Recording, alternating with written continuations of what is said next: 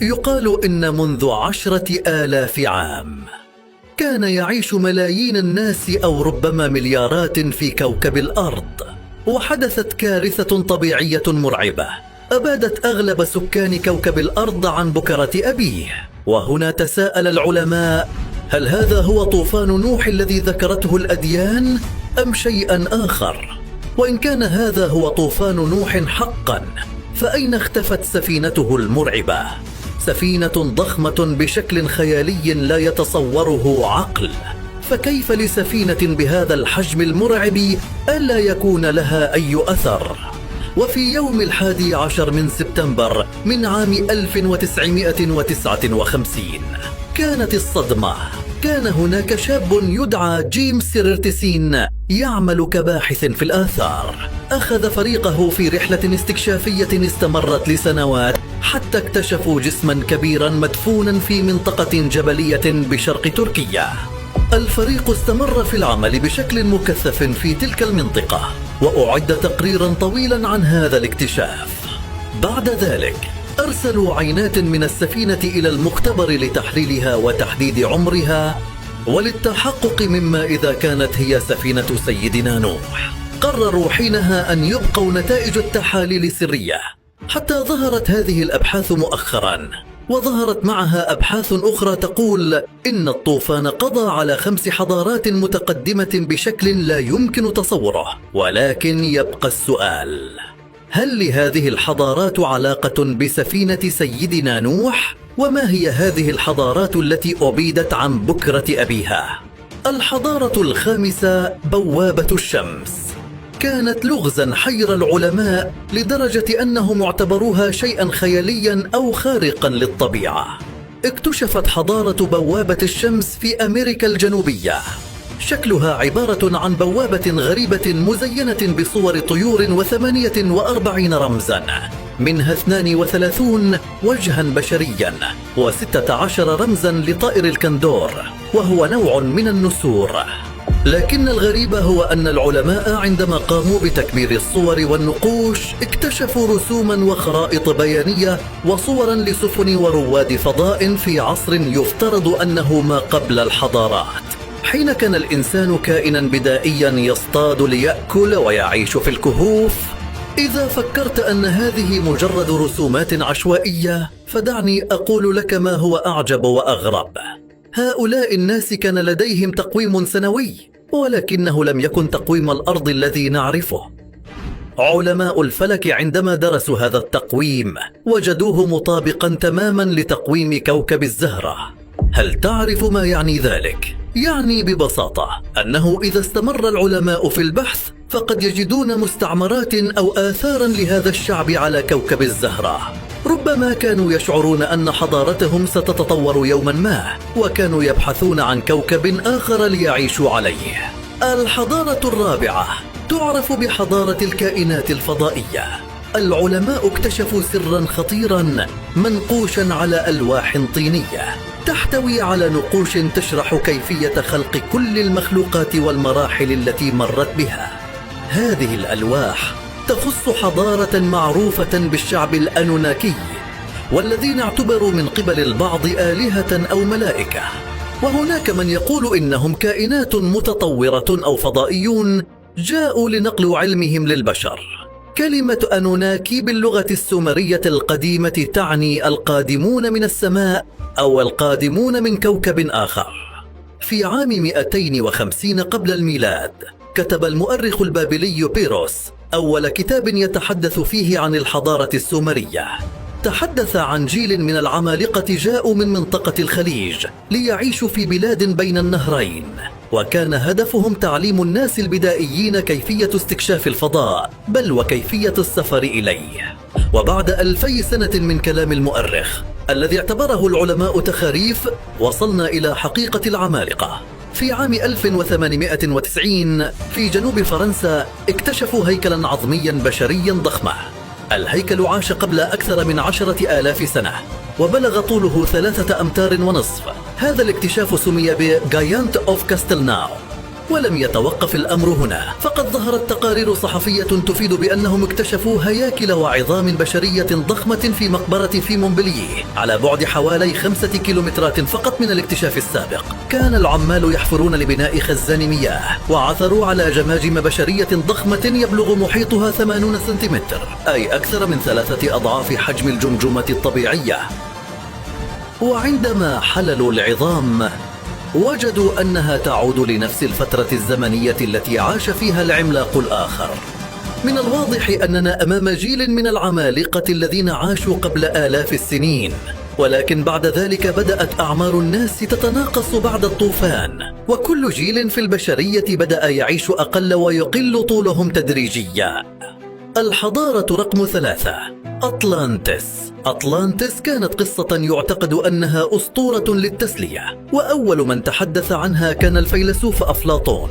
قال أفلاطون إن هناك شعبا كان يسكن في أطلانتس وكان له سلطة وحكم على العالم بأسره، وأنه على مر التاريخ لم يكن هناك شعب يمتلك تقدما مثله.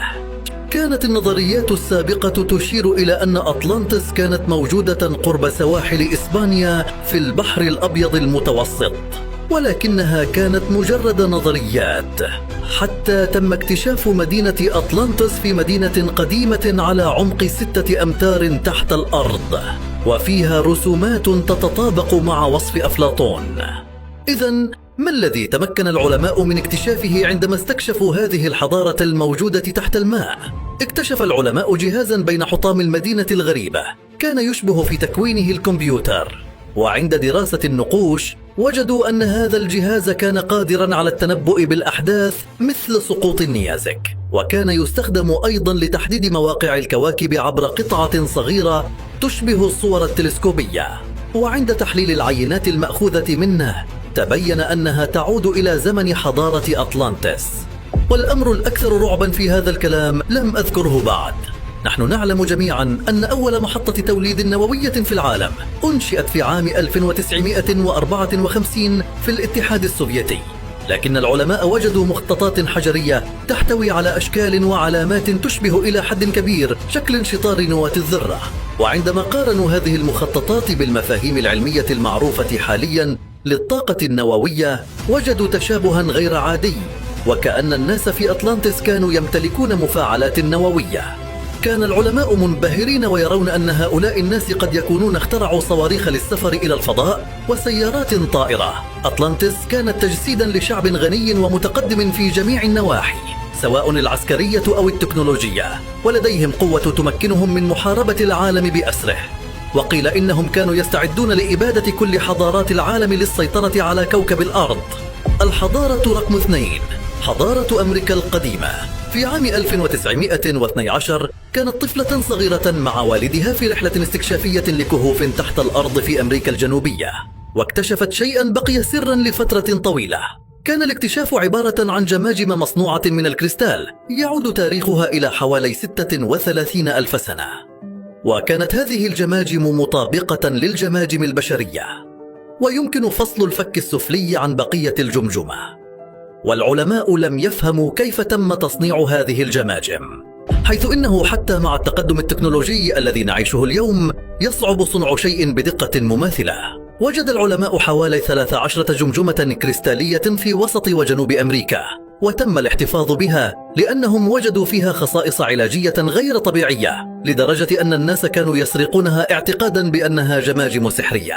وعندما أجرى العلماء تحليلات على هذه الجماجم فقالوا إنها تحتوي على أسرار حضارة قديمة بداخلها، وأنها ليست مجرد جماجم مصنوعة للزينة، بل مليئة بالأسرار الغامضة، وتشتهر حتى يومنا هذا موجودة وتعرف بالجماجم الكريستالية.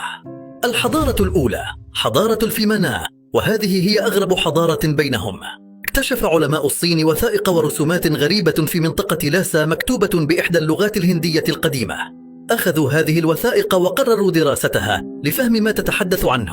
في البداية تعامل العلماء مع الوثائق بازدراء، لأنها كانت مليئة بالإشارات إلى آلهة خاضت معارك في السماء باستخدام نوع معين من الطائرات يسمى الفيمانا. وكانت هذه الوثائق تتحدث عن معارك ضد حضارة تسمى أطلانتس. واعتبر الأمر مزحة، حتى أعلنت الدكتورة روثرينا أن هذه الوثائق تحتوي على توجيهات لبناء سفن فضائية بين النجوم، وقالت إن الأساس العلمي للبناء كان بنظرية الدفع المضاد للجاذبية. وعندما استمروا في البحث في الوثائق وجدوا تصميمات ورسوم لطائرة شحن من نوع الهليكوبتر كانت مصممة خصيصا لحمل المواد القابلة للاحتراق، وكان هناك أيضا تفاصيل لرحلة كاملة ذهبت لاستكشاف القمر وتفاصيل لمعركة حدثت على القمر. المفاجأة الأكبر كانت أن النازيين كانوا أول من استخدم هذه الوثائق، واستطاعوا استخدام الأساس العلمي لها في صنع صواريخهم من نوع في 8.